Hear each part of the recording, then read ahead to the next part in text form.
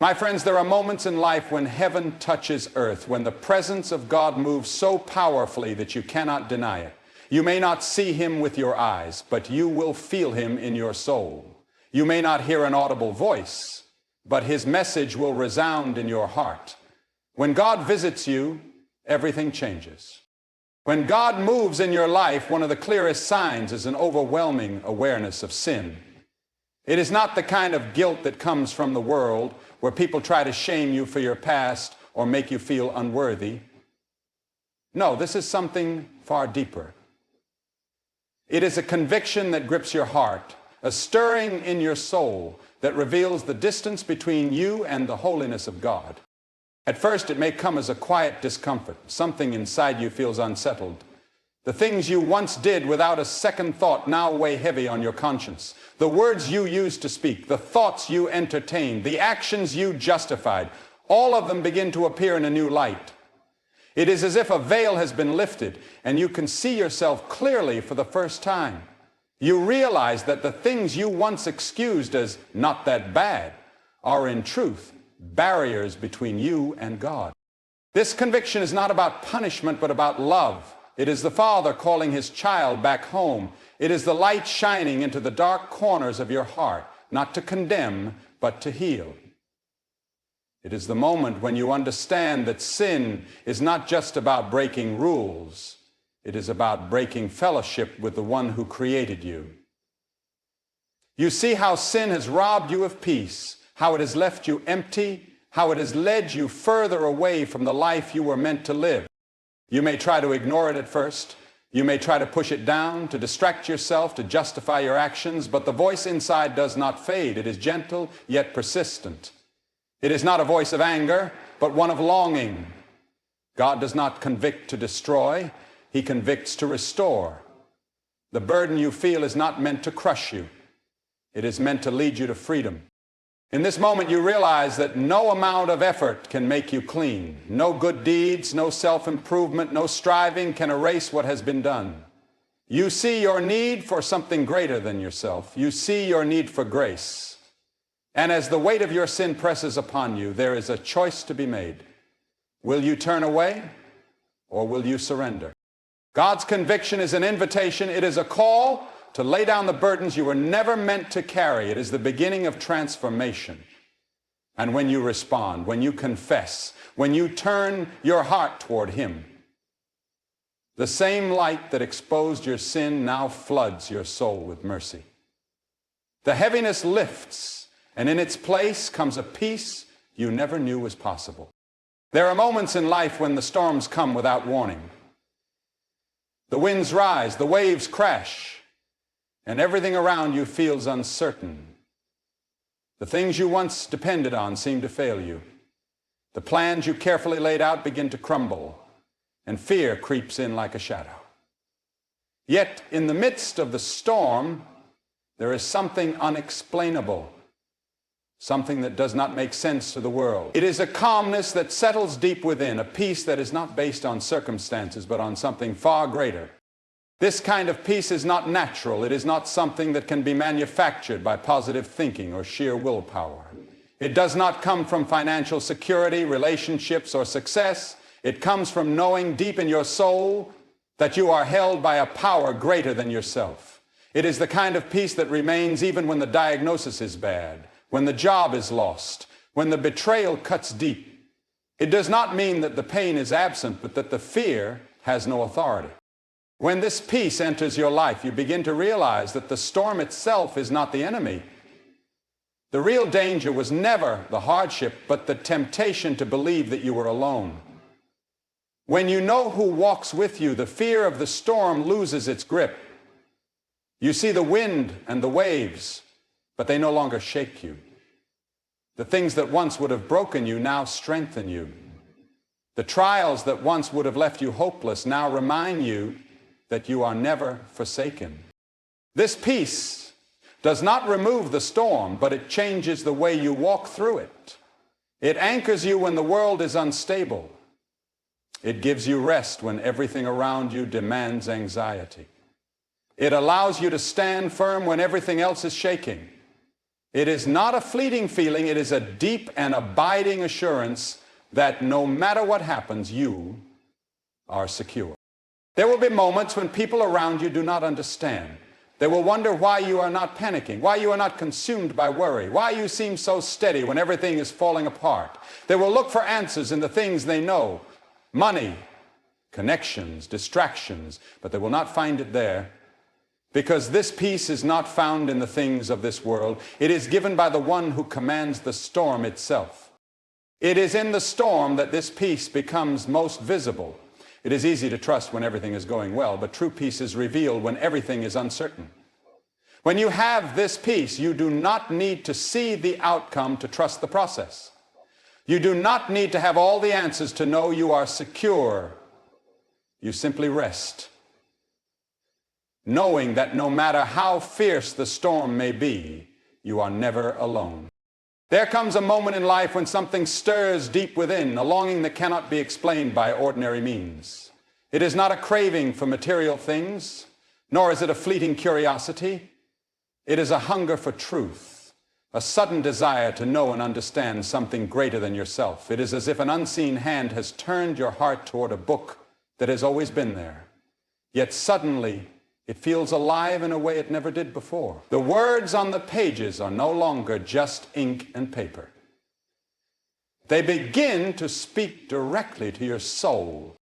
This desire does not come from human reasoning alone. It is not simply an intellectual pursuit or a search for historical knowledge. It is something deeper, something that awakens the spirit and calls you into a relationship not just with words, but with the one who spoke them. You find yourself drawn to the scriptures, not out of duty or religious obligation, but out of an unshakable pull that cannot be ignored. What once seemed distant and difficult to understand now feels personal and relevant. At first, it may start as a simple curiosity. You read a passage, and for the first time it resonates. It feels as though the words were written just for you, as if they are speaking directly into your situation. Then as you read more, a transformation begins. Your perspective shifts, your heart softens, and a new understanding unfolds. The things that once seemed confusing now make sense, not because the words have changed, but because your heart has been open to receive them. The more you read, the more you begin to see the patterns of life and the wisdom woven into every page. You see stories of people who face the same struggles, the same doubts, the same trials, and yet they found strength, hope, and redemption. Their stories become a mirror, reflecting back the journey of your own soul, and through it all, one thing becomes clear. The Word is not just a book, it is living, breathing, and active. It speaks to you in a way that nothing else can. This hunger does not fade, but grows stronger with time. You begin to wake up in the morning with a desire to read just a little more, to seek out answers, to find comfort, direction, and wisdom. The time spent in the Word becomes a refuge, a source of peace in the chaos of the world. It is as if a well has been discovered, and the more you drink, the more you thirst, not out of lack, but because the taste is so rich and fulfilling. What once seemed distant is now close. What once felt irrelevant is now the very foundation of life. The Word becomes a light that guides every step, a voice that speaks in the silence, a presence that never leaves. And the more you dwell in it, the more it transforms you from the inside out. There comes a moment when something within begins to change, and the things that once captivated you no longer hold the same appeal. The desires that once drove your actions, the things that once seemed so important, begin to lose their grip. It is not a forced change, nor is it a result of self-discipline alone. It is something deeper, something that feels as though it is happening to you rather than something you are doing yourself. At first, it may be subtle. You find yourself less drawn to the distractions that once consumed your time. The entertainment, the meaningless conversations, the pursuit of things that never truly satisfied, they all begin to fade in importance. There is an internal stirring, a quiet whisper that calls you towards something more. What once brought temporary happiness now feels empty. The things that used to bring excitement now feel shallow. As this shift continues, new desires begin to emerge. There is a longing for purpose, a hunger for truth, a deep need to be connected to something greater than yourself. The priorities of the past are replaced with a new awareness of what truly matters. The desire for approval from others weakens as the desire to live with integrity strengthens. The pursuit of temporary pleasure loses its appeal as the longing for something eternal takes its place. This transformation is not about losing something, but about gaining something far greater. The things that once held power over you no longer have the same influence. Temptations that once seemed impossible to resist now appear small in comparison to the greater joy that is unfolding. The need to fill the void with distractions fades as the realization grows that the void was never meant to be filled with the things of this world. There is a new sense of clarity, a fresh understanding that what once seemed important was never truly fulfilling. Relationships take on a deeper meaning. Time is valued differently, and decisions are made with a new perspective. Instead of chasing after what is fleeting, the heart is drawn to what is lasting. Instead of seeking satisfaction in temporary things, the soul longs for what is eternal. This shift in desires does not happen by accident. It is the result of something greater working within. It is not a mere change in behavior, but a transformation of the heart. The things that used to bring comfort now seem insufficient, and the things that once felt distant now feel like home. As the shift continues, the new desires grow stronger. The need for meaning outweighs the need for momentary pleasure. The pursuit of truth replaces the chase for temporary success. The longing to be close to God becomes more important than anything else. It is a transformation that cannot be explained by human effort alone, a change that speaks of something far greater at work. And as this shift deepens, life itself begins to take on a new and beautiful purpose. There are moments in life that seem too perfectly timed to be a coincidence. Encounters that feel orchestrated, opportunities that arise at just the right moment, and doors that open when you least expect them. These are not accidents. They are divine appointments. Moments when God steps into your life in ways you could never have planned for yourself. They come as gentle nudges, unexpected blessings, or even challenges that lead you exactly where you need to be. A divine appointment is not always obvious at first. It may come as a conversation with a stranger, a job offer that appears out of nowhere, or a chance meeting with someone who speaks words you needed to hear. Sometimes it comes through delays and detours that seem frustrating at the time, but later reveal themselves as part of a greater plan. What may seem like an ordinary day can suddenly turn into a life-changing moment, and only in hindsight do you realize that it was never random. It was placed there for a reason. Open doors are another way God moves in a person's life. They are opportunities that seem to align so perfectly that no human effort could have made them happen. Perhaps you have been waiting, praying, and preparing, and then suddenly the path clears, the right people appear, the resources come together, and the impossible begins to unfold before your eyes. These moments are not about luck or personal achievement. They are about divine timing. But not every door that opens is meant to be walked through. And not every opportunity is part of the greater plan. Discernment is necessary to recognize which doors have been opened by divine hands and which are merely distractions. The right doors will bring peace, even if they come with challenges. They will align with a purpose greater than personal gain. They will not require compromising your values or stepping outside of faith. Sometimes divine appointments and open doors come disguised as obstacles. A closed door may feel like a setback, but it could be protection from something that was never meant for you. A delay may feel frustrating, but it may be positioning you for something far greater than what you originally planned. Trusting the process means recognizing that even the no's and the not yets are part of a carefully designed path. These moments are not always dramatic. Some come quietly through a gentle prompting to speak to someone, through an unexpected kindness, or through an idea that sparks something new in your heart. But whether big or small, every divine appointment and open door is an invitation to step into something greater than yourself. When you begin to recognize these moments, You start to see life differently. You realize that nothing is truly random, that every step is leading somewhere, and that the one who orchestrates it all is always working, even when you cannot yet see the full picture. And as you learn to trust these divine appointments and open doors, you find yourself walking in a plan far greater than anything you could have designed on your own. There comes a time in life when staying where you are is no longer an option.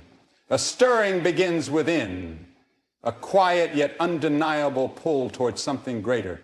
It is not always logical, nor is it always comfortable, but it is clear. There is a call to step out in faith.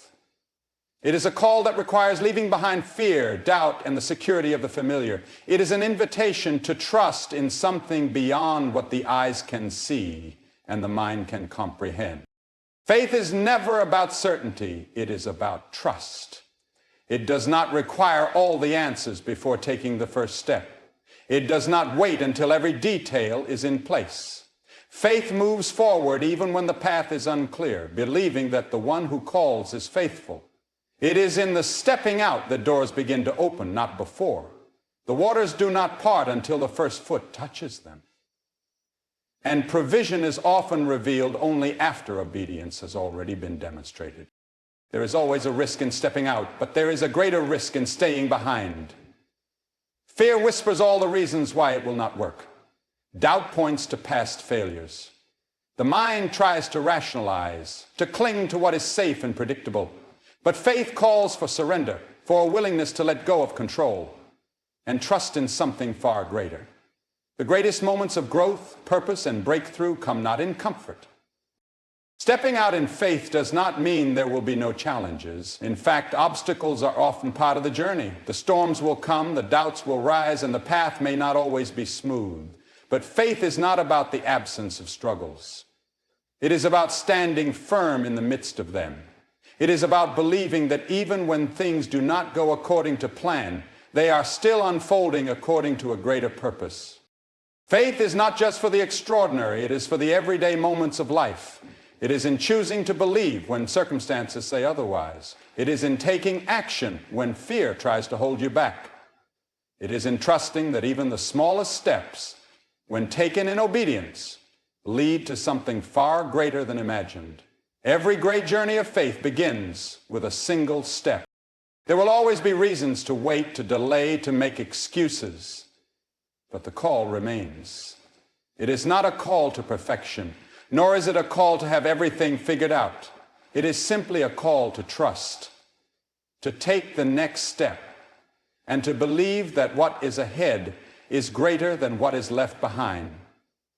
The choice is not whether or not the call will come, it is whether or not the step will be taken. Faith is never about playing it safe. It is about stepping forward even when everything within wants to stay where it is. My friends, if you recognize these signs, do not ignore them. God is calling you. He is near. The question is, will you respond? Will you open the door and invite him in? Because when God visits, everything changes. And your life will never be the same.